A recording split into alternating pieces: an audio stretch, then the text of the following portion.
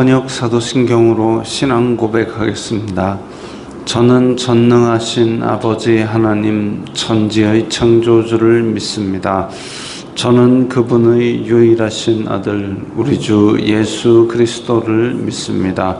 그분은 성령으로 잉태되어 동정녀 마리아에게서 나시고 본디오 빌라도에게 고난을 받아 십자가에 못 박혀 죽으시고 장사된 지 사흘 만에 죽은 자 가운데서 다시 살아나셨으며 하늘에 오르시어 전능하신 아버지 하나님 우편에 앉아 계시다가 거기로부터 살아있는 자와 죽은 자를 심판하러 오십니다.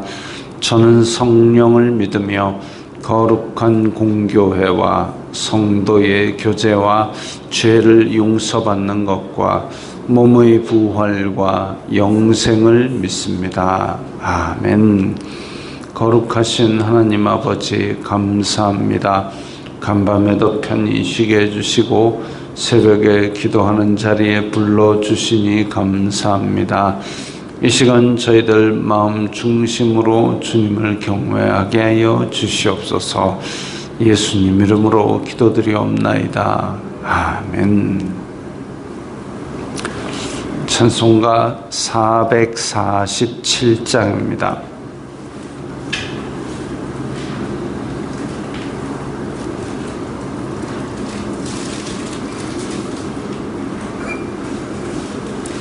찬송가 447장입니다.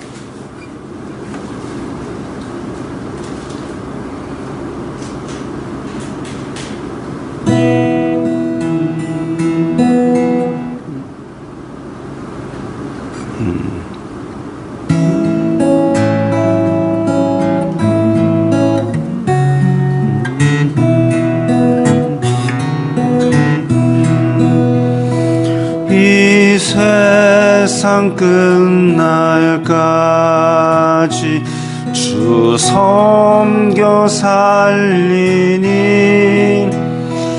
내 친구 되신 주여 늘 함께 하소서.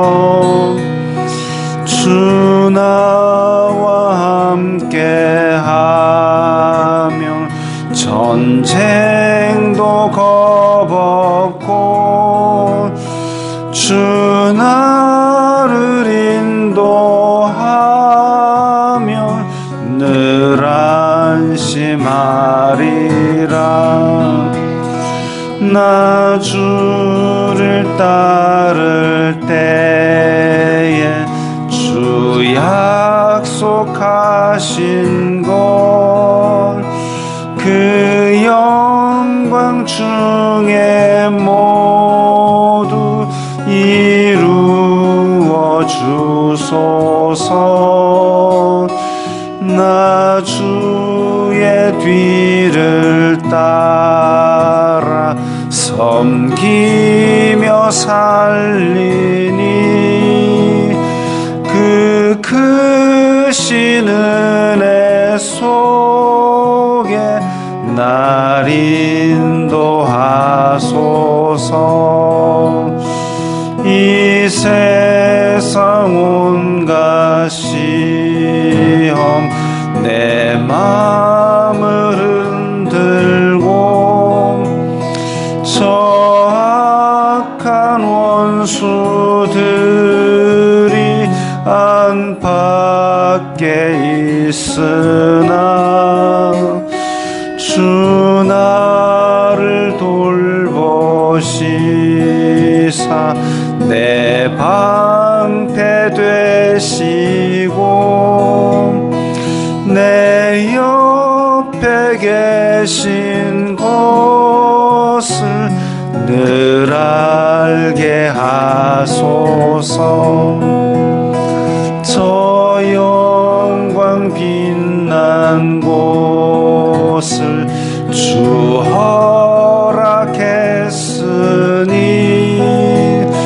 그 허락하신 곳을 늘 사모합니다.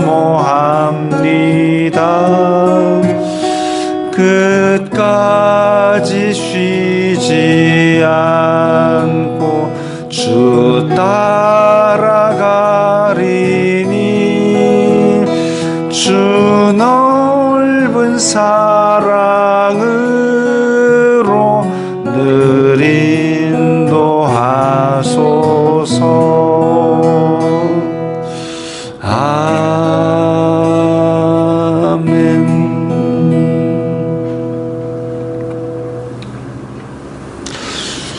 오늘 말씀은 잠언 28장 1절부터 9절까지의 말씀입니다.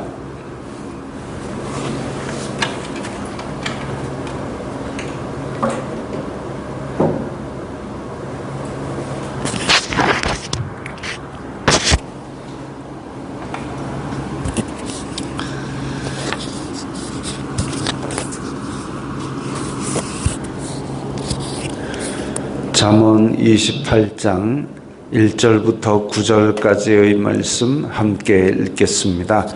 악인은 쫓아오는 자가 없어도 도망하나 의인은 사자같이 담대하니라. 나라는 죄가 있으면 주관자가 많아져도 명철과 지식 있는 사람으로 말미암아 장구하게 되느니라. 가난한 자를 학대하는 가난한 자는 곡식을 남기지 아니하는 폭우 같으니라. 율법을 버린 자는 악인을 칭찬하나 율법을 지키는 자는 악인을 대적하느니라. 악인은 정의를 깨닫지 못하나 여호와를 찾는 자는 모든 것을 깨닫느니라. 가난하여도 성실하게 행하는 자는 부유하면서 굽게 행하는 자보다 나으니라. 율법을 지키는 자는 지혜로운 아들이요 음식을 탐하는 자와 사귀는 자는 아비를 욕되게 하는 자니라. 중한 별리로 자기 재산을 늘리는 것은 가난한 사람을 불쌍히 여기는 자를 위해 그 재산을 저축하는 것이니라. 사람이 귀를 돌려 율법을 듣지 아니하면 그의 기도도 가증하니라. 자, 악인은 쫓아오는 자가 없어도 도망하나 죄를 저지르고 마음이 악한 자는 그 죄가 드러나지 않더라도 양심의 가책을 느껴서 항상 불안하고 그래서 도망하는 사람의 심정처럼 조마조마하게 삽니다. 그러나 의인은 사자같이 담대하니라. 의인은 그런 죄책감을 가질 수 있는 일들을 애시당초에 피하고 살기 때문에 그래서 사자같이 담대하니라. 사자가 담대하다는 것처럼 의인들이 막 다른 사람 잡아먹으려고 쫓아다닌다는 얘기가 아니라 불안할 이유가 없는 것이죠. 불안할 이유가 없고 그리고 하나님만 바라보고 있기 때문에 세상의 것들 그것이 우리를 무섭게 하지 않는다는 겁니다. 나라는 죄가 있으면 주관자가 많아져도 죄가 있으면 이 죄라는 단어가 평소에 우리가 하나님 앞에 짓는 죄 그것을 용서받는 죄 그 단어가 아니라 이제 나라의 반란 사건 이런 것들을 말합니다. 그런 나라의 권위에 대적하는 자가 많아져 가지고 그야말로 무법천지가 되고 그런 상황이라면 주관자가 많아져도 너도 나도 다 왕이 된다고 설치는 거죠. 그 비슷한 사건이 어디 있느냐 하면 열왕기에 보면 남유다 왕국은 20대의 왕을 거칩니다.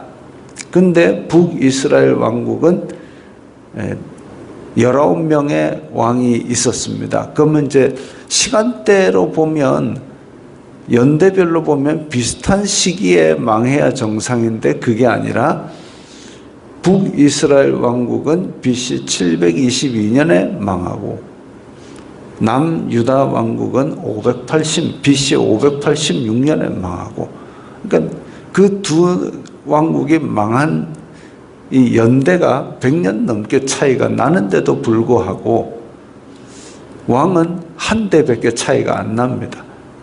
그러니까 그 좀 더 짧은 기간 안에 좀 더 많은 왕이 와다다닥 바뀐 거지요. 그래서 한 200여 년 동안 왕조가 9번이나 바뀝니다. 유다 왕국은 하나님께서 다윗에게 약속하신 대로 다윗 가문에서 계속 왕을 이어갔습니다. 근데 북이스라엘 왕국은 그야말로 이제 왕조가 바뀌고 네가 왕이냐? 나도 왕이다. 칼 들고 왕 죽이고 지가 왕하고 이런 것들이 여러 번 있었다는 거죠. 그러나 나라는 죄가 있으면 그렇게 주관자가 많아져도 명철과 지식 있는 사람, 하나님을 경외하는 사람으로 말미암아 장구하게 되느니라. 남유다 왕국의 다윗 같은 그런 사람이 결국은 다윗이 뭐 세상에서 제일 똑똑했다 그거 아니잖아요. 솔로몬이 똑똑했지만 다윗 때문에 나라가 장구하게 다윗 왕조를 이어갔습니다. 다윗이 노쇠하였을 때에 다윗의 아들 중에 이 왕이 되려고 들썩들썩 하던 사람이 있었지만 결국은 하나님께서 택하신 자 솔로몬이 왕이 되었던 것처럼 우리도 이 세상의 사람들이 우리보다 훨씬 뛰어난 사람들이 많지만 그럼에도 불구하고 우리 주변을 우리의 나라를 장구하게 만들고 이렇게 우리나라를 평안하게 만드는 것은 하나님께서 택하신 우리를 통하여 이루시는 줄 믿습니다. 우리가 그런 책임감을 가지고 나라를 짊어지고 기도를 해야 되는 거죠. 가난한 자를 학대하는 가난한 자는 곡식을 남기지 아니하는 포구 같으니라. 자, 이게 한 두 가지로 해석할 수 있습니다. 가난한 자를 학대하는 가난한 자. 그러니까 가난한 자끼리 서로 학대를 하는 겁니다. 혹은 다르게 원래 가난했었으나 그 사람이 부자가 된 자. 그럼 가난한 사람의 형편을 아주 잘 알고 있는 자인데 어쨌든 지금 부자가 됐든 아니면 지금 여전히 가난하든 그 사람이 가난한 자를 학대를 한다. 자기가 가난해 봤으니까 가난한 사람의 형편을 잘 알겠지요. 처지를 잘 알겠지요. 그러면 어찌 보면 잘 알기에 도와줘야 마땅하지만 오히려 가난한 자기가 가난해 봤기 때문에 그 사람의 형편을 잘 알고 약점을 잘 아는 것을 이용해 가지고 더 학대하는. 그러면은 안 그래도 지금 가난한 것 때문에 힘든데 근데 내 상황과 형편과 약점을 잘 알면서 그걸 또 후벼 파고 있으니까 이게 곡식을 남기지 아니하는 포구같이 잔혹하고 좀 그래서는 안 되는 그런 일이 벌어진다 이거죠. 폭우가 한번 촥 내리면 옛말에 그런 말이 있습니다. 불이 나면은 숟가락 몽둥이라도 건지지만 폭우가 나서 쓸고 내려가면은 홍수가 나면 남는 게 없다 이거죠.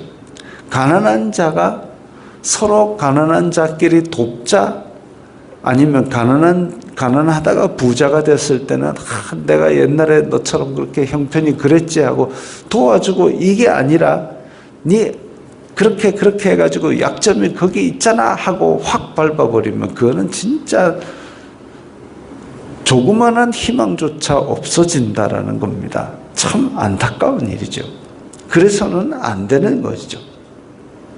율법을 버린 자는 악인을 칭찬하나 나라가 망조가 들려 그러면은 아까 죄가 있으면 주관자가 많아져도 너도 나도 왕이 되겠다고 칼 들고 설치면은 나라가 망조가 듭니다. 또 가난한 자가 처지를 잘 알아가지고 가난한 자를 학대하면 사람의 민심이 흉흉해집니다. 또 율법을 버린 자, 하나님의 의가 아니라 공도를 행하는 것이 아니라 그야말로 이제 자기의 탐욕과 악독으로 법을 버린 자는 악인을 칭찬하나, 이 칭찬하는 것은 결국은 자기 행위를 정당화하기 위해서, 내 행위를 정당화하기 위해서 악한 사람을 다 받아주고 칭찬하고 그렇게 하는 자, 이거는 있어서는 안 되는 일이죠. 그런 식으로 나라가 굴러갈 수가 없습니다. 결국은 나라 망조가 되는 거죠. 그러나 율법을 지키는 자, 악인을 대적한다 그랬습니다. 앞에서 명철과 지식 있는 사람으로 말미암아 장구한 것처럼 나라가 바로 서려면 의와 공도를 행하고 정의를 행하는 자들이 악한 자를 눌러주어야, 그래야만 이 나라의 기초가 든든히 서고 그 기초 위에 그래도 나라가 바로 섭니다. 뒤집어지는 나라들, 지금 그 칠레에서 가난한 사람들 중에서 대통령이 나왔다 이거죠. 그런데 그 가난한 자 중에 나온 대통령이 막 비리로 지금 장관들이 막 구속되고, 이 대통령도 지금 막 내려와라 이런 탄핵안이 발의가 된 상태입니다. 근데 이 대통령이 뭐 하느냐, 자기 출신이던 그 가난한 부족에 편지를 써가지고, 야, 나를 위해서 좀 일어나다오. 그래갖고 그 부족, 칠레가 나라가 엄청 깁니다. 나라 길이가 하여튼 몇천 킬로 되는데, 그쪽 끝에서 이제 자기 부족이 지금 내려오다가 뭐 몇십 명이 죽고 막 그런 와중에도 대통령이 또 편지를 써가지고, 야, 너희들 나를 위해서 힘내다오. 그래가지고 지금 그러고 있지만 자기가 떳떳하지 않고 비리를 저지르고 그렇게 해놓으니까 상태가 엉망진창입니다. 칠레라는 나라가 지금 그 홍역을 겪고 있습니다. 율법을 지키는 자는 악인을 대적하니라. 자기가 그렇게 비리를 저지르고 엉망진창으로 해놓고도 그걸 갖다가 지금 자기의 행위를 정당화하기 위해서 악인을 칭찬하고 부추겨가지고 또 싸움을 일으키고 이런 짓은 하면 안 되는 거죠. 나라의 지도자가 된다는 인간이. 그래서 이런 부분들이 결국은 나라를 망조들게 하는 일입니다. 악인은 정의를 깨닫지 못하나 여호와를 찾는 자는 모든 것을 깨닫느니라. 모든 것을 깨달아가지고 통달하는 도사가 되는 게 아니라, 이 지금 악인은 정의를 깨닫지 못한다는 얘기는 아까 얘기처럼 율법을 버리는 자, 자기가 악하니까 자기같이 행하는 악한 자들을 정당화하기 위해서 법도 왜곡하고 질서도 왜곡하고, 그러니까 그런 인간들은 정의를 깨닫지 못합니다. 판단 기준이 자기에게 있으니까 자기 행동이 정의다 이거죠. 그러니까 고무줄처럼 법도 지 맘대로입니다. 판단의 기준이 사람에게 있으면 결국은 그렇게 선악을 분별하지 못하고 악인을 칭찬하고 영영 정의를 깨닫지 못하고 나라의 망조가 들게 하지만, 여호와를 찾는 자는 판단의 기준이 하나님의 법입니다. 변치 않는 하나님의 법. 그러면 모든 것을 깨닫는다, 도통하는 도인이 되는 게 아니라 그 하나님의 뜻, 하나님의 뜻이 무엇인지에 관심을 기울이기 때문에 이 악인이 버린 정의, 이걸 깨닫는다 이거죠. 법을 깨닫는다 이거죠. 그래서 하나님의 뜻을 찾게 되는 자는 결국은 나라를 바로 세웁니다. 가난하여도 성실하게 행하는 자는 부유하면서도 굳게 행하는 자보다 나으니라. 그래서 돈 많이 벌려고 악한 짓을 하고 법을 왜곡하고 이렇게 하는 자들, 그런 자들이 있는 것보다 좀 가난해도 순리대로 고지곳대로 공의 안에서 행하는 자가 있는 나라가 살아납니다. 가난하더라도 정직하게 가난하더라도 악이 횡행하지 않도록 그렇게 기강을 잡아나가면 이 나라는 결국은 부강해지는 나라로 올라섭니다. 왜? 희망이 있잖아요. 내가 이렇게 열심히만 살면 지금은 가난하지만 분명히 일어설 수 있다. 그런 희망이 있기 때문에 다 함께 열심히 살아가게 됩니다. 근데 아이고 열심히 일하면 자가 다 뺏어갈 겐데, 열심히 일하면 어느 날 강도 들면 다 날아갈 겐데, 그렇게 되면은 결국은 열심히 일 안 하는 거죠. 그래서 그런 나라는 제대로 서지 못합니다. 율법을 지키는 자는 지혜로운 아들이요 음식을 탐하는 자와 사귀는 자는 아비를 욕되게 하는 자니라. 음식을 탐하는 자, 기본적으로 자기 앞에 있는 간단한 욕심도 통제하지 못하는 자는 결국은 이 욕심 때문에 망조가 들게 됩니다. 죄악을 행하는 길로 달려가게 되는 거죠. 중한 별리로 자기 재산을 늘리는 것은, 율법에는 고리대금을 금하고 있습니다. 그런데 과중한 이익을 매겨가지고 자기 재산을 늘리는 것은 가난한 사람을 불쌍히 여기는 자를 위해 그 재산을 저축하는 것이니라. 결국은 하나님께서 그를 심판하셔서 하나님의 뜻대로 사는 의인을 위해서 그 재산을 주게 될 겁니다. 사람의 귀를 돌려 율법을 듣지 아니하면 그의 기도도 가증하니라. 사람이 율법을 지키거나 따르지 아니하면, 그런 사람은 하나님의 법을 듣고 행하려 하지 않는다면 그가 열심히 기도한들 그 기도도 거짓된 기도일 뿐이고 하나님께서 그런 기도는 응답하지 않으십니다.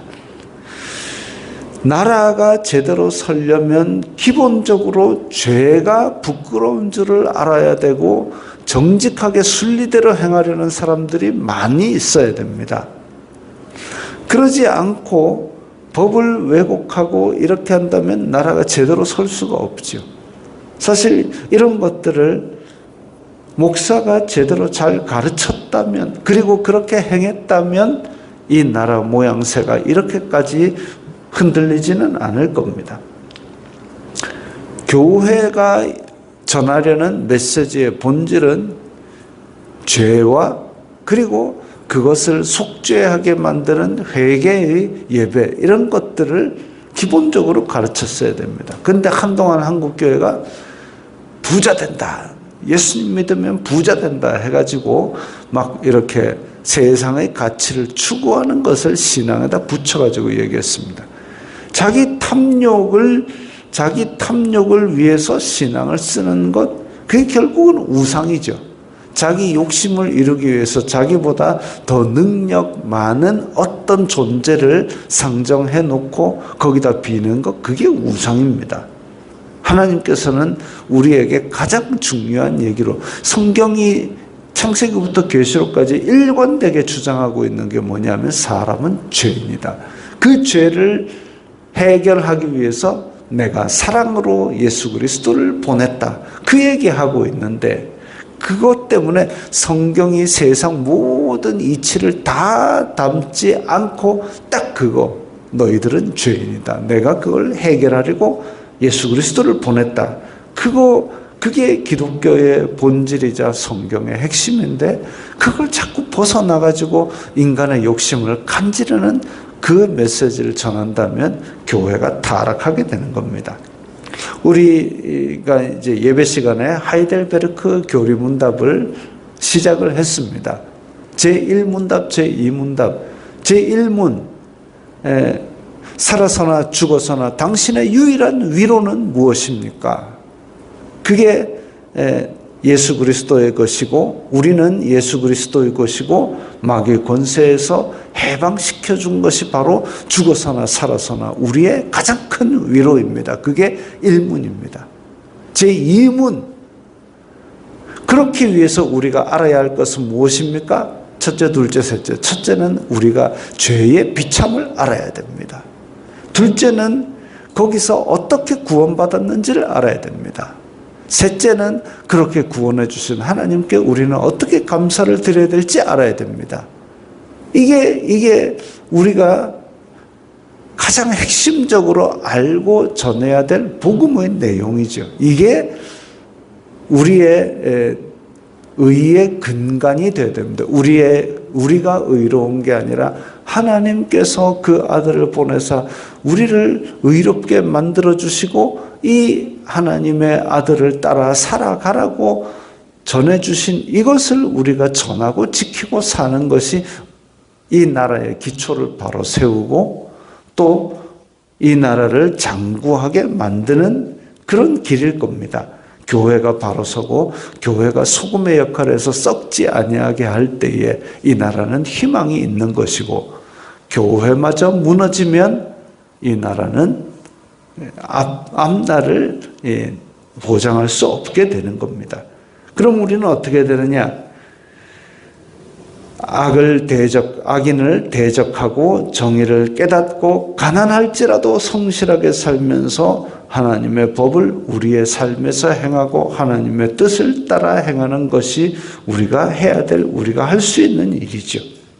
그렇게 각자의 자리에서 하나님의 공의로운 삶을 따라 살 때에 분명히 이 나라가 희망이 있을 것이고, 또한 우리의 삶이 하나님 앞에서 사자같이 담대하게 될 것입니다.